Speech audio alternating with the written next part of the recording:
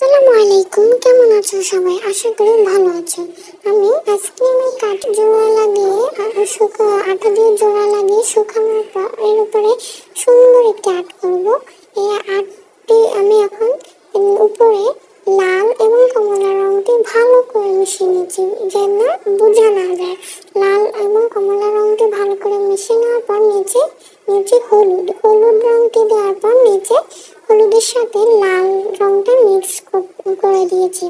তারপরে এটা কালো রং দিব, কালো রং দিয়ে নিচে সামান্য করে কালো রং দেওয়ার পর আমি উপরে একটি নারকেল গাছ আঁকবো। নারকেল গাছটি সুন্দর করে এতে পাতাগুলো দিয়ে দেবো।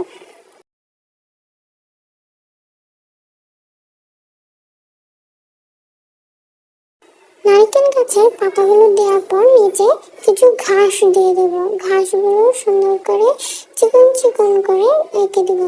ঘাসগুলো দেওয়ার পর আমি উপরে কিছু পাখি এঁকে দেবো। পাখি এঁকে দেওয়ার পর আমি একটি চাঁদ দেবো, সুন্দর গোল একটি চাঁদ। চাঁদ দেওয়ার পর আমি এখানে একটি দোলনা এঁকে দিচ্ছি। দোলনাটি সুন্দর করে এঁকে দেবো। আজকের ভিডিওটি তোমাদের কেমন লেগেছে অবশ্যই কমেন্টে জানাবে এবং ভিডিওটি লাইক কমেন্ট শেয়ার অবশ্যই করবে আর আমার পেজটা ফলো দিবে। আল্লাহ হাফেজ।